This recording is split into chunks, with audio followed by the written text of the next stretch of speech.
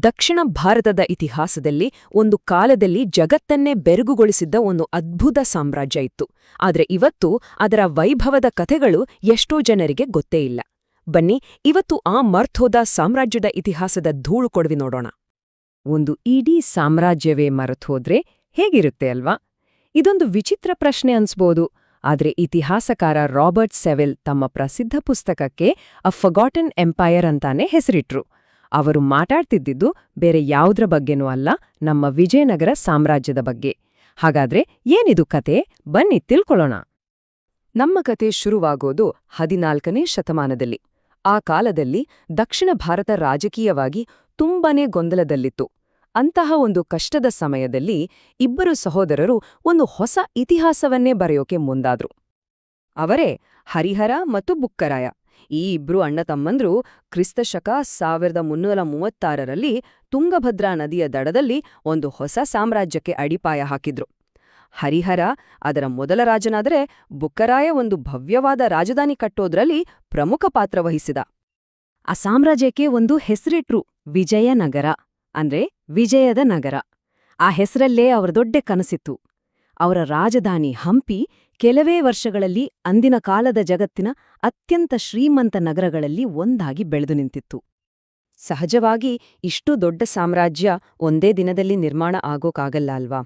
ವಿಜಯನಗರದ ಆರಂಭದ ರಾಜವಂಶಗಳು ದಕ್ಷಿಣ ಭಾರತದಲ್ಲಿ ತಮ್ಮ ಅಧಿಕಾರವನ್ನ ಹೇಗೆ ಗಟ್ಟಿ ಮಾಡ್ಕೊಂಡ್ವು, ಸಾಮ್ರಾಜ್ಯಕ್ಕೆ ಒಂದು ಭದ್ರವಾದ ಬುನಾದಿಯನ್ನ ಹೇಗೆ ಹಾಕಿದ್ವು ಅಂತ ಈಗ ನೋಡೋಣ. ವಿಜಯನಗರದ ಇತಿಹಾಸವನ್ನ 4 ಪ್ರಮುಖ ರಾಜವಂಶಗಳು ರೂಪಿಸಿದ್ವು. ಮೊದಲು ಬರೋದು ಸಂಗಮ ವಂಶ, ಅಂದ್ರೆ ಸಂಸ್ಥಾಪಕರ ವಂಶ. ಆಮೇಲೆ ಸಾಳುವ, ತುಳುವ ಮತ್ತು ಕೊನೆಗೆ ಅರವೀಡು ವಂಶ. ಪ್ರತಿಯೊಂದು ವಂಶವೂ ಸಾಮ್ರಾಜ್ಯದ ಬೆಳವಣಿಗೆಗೆ ತನ್ನದೇ ಆದ ಕೊಡುಗೆಯನ್ನ ನೀಡ್ತು. ಇದು ಸುಮಾರು 300 ವರ್ಷಗಳ ಒಂದು ಸುದೀರ್ಘ ಪಯಣ.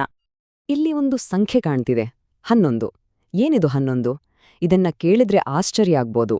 ಆರಂಭದ ಸಂಗಮ ರಾಜರು ತಮ್ಮ ಪ್ರಮುಖ ಎದುರಾಳಿಗರಾಗಿದ್ದ ಬಹಮನಿ ಸುಲ್ತಾನರ ಮೇಲೆ ಬರೋಬ್ಬರಿ 11 ಬಾರಿ ದಂಡೆತ್ತಿ ಹೋಗಿದ್ರು. ಇದು ಅವರ ಧೈರ್ಯ ಮತ್ತು ಮಿಲಿಟರಿ ಶಕ್ತಿಗೆ ಒಂದು ದೊಡ್ಡ ಸಾಕ್ಷಿ. ಆದ್ರೆ ಸಾಮ್ರಾಜ್ಯದ ಬಲ ಬರೀ ಯುದ್ಧದಲ್ಲಿ ಇರ್ಲಿಲ್ಲ. 2ನೇ ದೇವರಾಯನಂತಹ ಶ್ರೇಷ್ಠ ರಾಜರು ಧಾರ್ಮಿಕ ಸಹಿಷ್ಣುತೆಗೆ ತುಂಬನೇ ಹೆಸರುವಾಸಿಯಾಗಿದ್ರು. ಅವರು ತಮ್ಮ ಸೈನ್ಯಕ್ಕೆ ಮುಸ್ಲಿಂ ಸೈನಿಕರನ್ನ ನೇಮಿಸಿಕೊಂಡು ಅವರಿಗೋಸ್ಕರ ರಾಜಧಾನಿಯಲ್ಲೇ ಮಸೀದಿಗಳನ್ನು ಕಟ್ಟಿಸಿದ್ರು. ಎಲ್ಲರನ್ನೂ ಒಟ್ಟಿಗೆ ತೆಗೆದುಕೊಂಡು ಹೋಗುವ ಈ ನೀತಿಯೇ ವಿಜಯನಗರದ ದೊಡ್ಡ ಶಕ್ತಿಯಾಗಿತ್ತು. ಈಗ ನಾವು ವಿಜಯನಗರ ಸಾಮ್ರಾಜ್ಯದ ಅತ್ಯಂತ ವೈಭವದ, ಅತ್ಯಂತ ಪ್ರಕಾಶಮಾನವಾದ ಕಾಲಘಟ್ಟಕ್ಕೆ ಬಂದಿದ್ದೇವೆ. ಈ ಯುಗದ ನಾಯಕ ಒಬ್ಬನೇ, ಇತಿಹಾಸದ ಪುಟಗಳಲ್ಲಿ ಅಚ್ಚಳಿಯದೆ ಉಳಿದಿರುವ ಆ ಮಹಾನ್ ರಾಜ ಶ್ರೀ ಕೃಷ್ಣದೇವರಾಯ. ಈ ಹೆಸರು ಕೇಳಿದವರು ಯಾರು ಹೇಳಿ? ವಿಜಯನಗರದ ಇತಿಹಾಸದಲ್ಲಿ ಬಹುಶಃ ಇಡೀ ದಕ್ಷಿಣ ಭಾರತದ ಇತಿಹಾಸದಲ್ಲೇ ಅತ್ಯಂತ ಪ್ರಭಾವಿ ಮತ್ತು ಶ್ರೇಷ್ಠ ರಾಜ.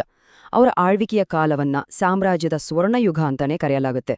ಅವರು ಕೇವಲ ಒಬ್ಬ ಯೋಧ ಆಗಿರಲಿಲ್ಲ, ಬದಲಾಗಿ ಒಬ್ಬ ಅದ್ಭುತ ಆಡಳಿತಗಾರ ಮತ್ತು ಕಲೆ ಸಾಹಿತ್ಯದ ದೊಡ್ಡ ಪೋಷಕರಾಗಿದ್ರು.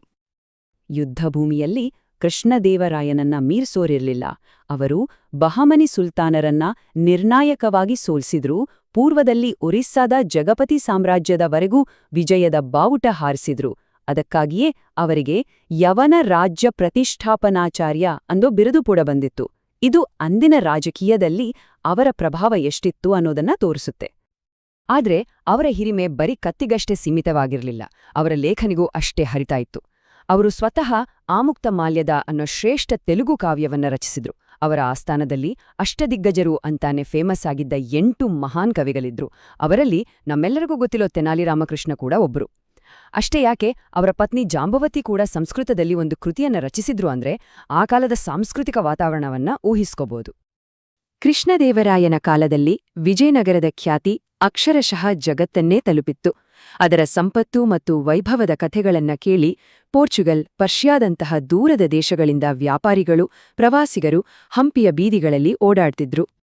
ಆ ಕಾಲದಲ್ಲಿ ವಿಜಯನಗರಕ್ಕೆ ಬಂದಿದ್ದ ಪೋರ್ಚುಗೀಸ್ ಪ್ರವಾಸಿ ಡೊಮಿಂಗೋ ಪಾಯಸ್ ಕೃಷ್ಣದೇವರಾಯನ ಬಗ್ಗೆ ಏನ್ ಹೇಳ್ತಾನೆ ಗೊತ್ತಾ? ಅವನು ಒಬ್ಬ ಮಹಾನ್ ಆಡಳಿತಗಾರ ಮತ್ತು ಅತ್ಯಂತ ನ್ಯಾಯವಂತ.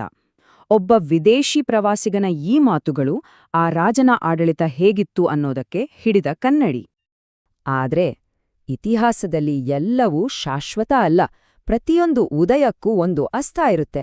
ಈಗ ನಾವು ಸಾಮ್ರಾಜ್ಯದ ಇತಿಹಾಸದ ಅತ್ಯಂತ ದುರಂತಮಯ ಘಟ್ಟದತ್ತ ಹೋಗ್ತಿದ್ದೀವಿ. ಒಂದೇ ಒಂದು ಯುದ್ಧ ಇಡೀ ಸಾಮ್ರಾಜ್ಯದ ಭವಿಷ್ಯವನ್ನೇ ಹೇಗೆ ಬದಲಾಯಿಸಿತು ಅಂತ ನೋಡೋಣ. ವರ್ಷ 1565. ಇದನ್ನ ನೆನ್ಪಿಟ್ಕೊಳ್ಳಿ. ಯಾಕಂದ್ರೆ ಇದೇ ವರ್ಷ ವಿಜಯನಗರದ ಇತಿಹಾಸದ ದಿಕ್ಕನ್ನೇ ಬದಲಿಸಿದ್ದು. ಆ ನಿರ್ಣಾಯಕ ಯುದ್ಧ ನಡೆದಿದ್ದು ಇದೇ ವರ್ಷ. ತಾಳಿಕೋಟೆ ಕದನ. ಒಂದು ಕಡೆ ವಿಜಯನಗರ ಸಾಮ್ರಾಜ್ಯ, ಇನ್ನೊಂದು ಕಡೆ 5 ಡೆಕ್ಕನ್ ಸುಲ್ತಾನರ ಒಂದು ಮಹಾ ಮೈತ್ರಿಕೂಟ. ಆ ಸಮಯದಲ್ಲಿ ಸಾಮ್ರಾಜ್ಯದ ಆಡಳಿತ ನಡೆಸುತ್ತಿದ್ದ ಅಳಿಯ ರಾಮರಾಯ ವಿಜಯನಗರದ ಸೈನ್ಯವನ್ನ ಮುನ್ನಡೆಸುತ್ತಿದ್ದ. ಇದೊಂದು ಇತಿಹಾಸದ ಅತ್ಯಂತ ನಿರ್ಣಾಯಕ ಯುದ್ಧಗಳಲ್ಲಿ ಒಂದಾಗಿತ್ತು. ಯುದ್ಧದ ನಂತರ ಆಗಿದ್ದೇ ಒಂದು ಘೋರ ದುರಂತ. ವಿಜಯನಗರ ಹೀನಾಯವಾಗಿ ಸೋತ್ಹೋಯ್ತು. ವಿಜಯದ ನಗರ ಅಂತ ಕರೆಸ್ಕೊಂಡಿದ್ದ ಹಂಪಿಯನ್ನ ತಿಂಗಳಗಟ್ಲೆ ಲೂಟಿ ಮಾಡಿ ಸುಟ್ಟು ಹಾಕಿ ಸಂಪೂರ್ಣವಾಗಿ ಹಾಳ್ಮಾಡ್ಲಾಯ್ತು. ಬದುಕುಳಿದ ರಾಜವಂಶದವರು ಪೆನುಗೊಂಡಕ್ಕೆ ಓಡಿಹೋಗಿ ಅಲ್ಲಿಂದ ಆಡಳಿತ ನಡೆಸೋಕೆ ಪ್ರಯತ್ನಿಸಿದ್ರು. ಅದೇ ವಿಜಯನಗರದ ಹಳೇ ವೈಭವ ಮತ್ತೆಂದೂ ಮರಳಿ ಬರಲೇ ಇಲ್ಲ. ಒಂದು ಸಾಮ್ರಾಜ್ಯ ರಾಜಕೀಯವಾಗಿ ನಾಶವಾದರೂ ಅದರ ಆತ್ಮ ಸಾಯುತ್ತಾ? ಅದರ ಪ್ರಭಾವ ಸಂಪೂರ್ಣವಾಗಿ ಅಳಿಸಿ ಹೋಗುತ್ತಾ? ಖಂಡಿತ ಇಲ್ಲ. ವಿಜಯನಗರ ಸಾಮ್ರಾಜ್ಯ ದಕ್ಷಿಣ ಭಾರತದ ಸಂಸ್ಕೃತಿ, ಕಲೆ, ಆಡಳಿತದ ಮೇಲೆ ತನ್ನದೇ ಆದ ಶಾಶ್ವತ ಛಾಪು ಬಿಟ್ಟೋಗಿದೆ. ಅದೇನು ಅಂತ ನೋಡೋಣ. ರಾಜಕೀಯವಾಗಿ ಸಾಮ್ರಾಜ್ಯ ಮುಗ್ದುಹೋದ್ರೂ ವಿಜಯನಗರ ನಮ್ಗೆ ಬಿಟ್ಟುಹೋದ ಕೊಡುಗೆಗಳು ಇವತ್ತಿಗೂ ಜೀವಂತವಾಗಿವ. ಅವರ ಅಮರನಾಯಕ ಪದ್ಧತಿ ಅನ್ನೋ ಆಡಳಿತ ವ್ಯವಸ್ಥೆ ನಂತರದ ಅನೇಕ ರಾಜ್ಯಗಳಿಗೆ ಮಾದರಿಯಾಯಿತು. ಕರ್ನಾಟಕ ಶಾಸ್ತ್ರೀಯ ಸಂಗೀತ ಅವರ ಕಾಲದಲ್ಲಿ ಉತ್ತುಂಗಕ್ಕೇರಿತು. ಭಟ್ಕಳ, ಹೊನ್ನಾವರದಂಥ ಬಂದರುಗಳ ಮೂಲಕ ಅಂತಾರಾಷ್ಟ್ರೀಯ ವ್ಯಾಪಾರ ನಡೀತಿತ್ತು. ಅವರ ಹೊನ್ನು ಅನ್ನೋ ಚಿನ್ನದ ನಾಣ್ಯ ಅವರ ಆರ್ಥಿಕ ಶಕ್ತಿಯ ಪ್ರತೀಕವಾಗಿತ್ತು. ಹಾಗಾದ್ರೆ ಒಂದು ಸಾಮ್ರಾಜ್ಯದ ನಿಜವಾದ ಪರಂಪರೆಯನ್ನ ಅಳೆಯೋದು ಹೇಗೆ? ಅದರ ವೈಭವದ ಉದಯದಿಂದಾನಾ? ಅಥವಾ ಅದರ ದುರಂತಮಯ ಪತನದಿಂದಾನಾ? ಅಥವಾ ಶತಮಾನಗಳು ಕಳೆದ್ರೂ ಇವತ್ತಿಗೂ ಉಳಿದುಕೊಂಡಿರುವ ಅದರ ಸಾಂಸ್ಕೃತಿಕ ಕೊಡುಗೆಗಳಿಂದಾನಾ? ಇದೊಂದು ಯೋಚಿಸಬೇಕಾದ ವಿಷಯ.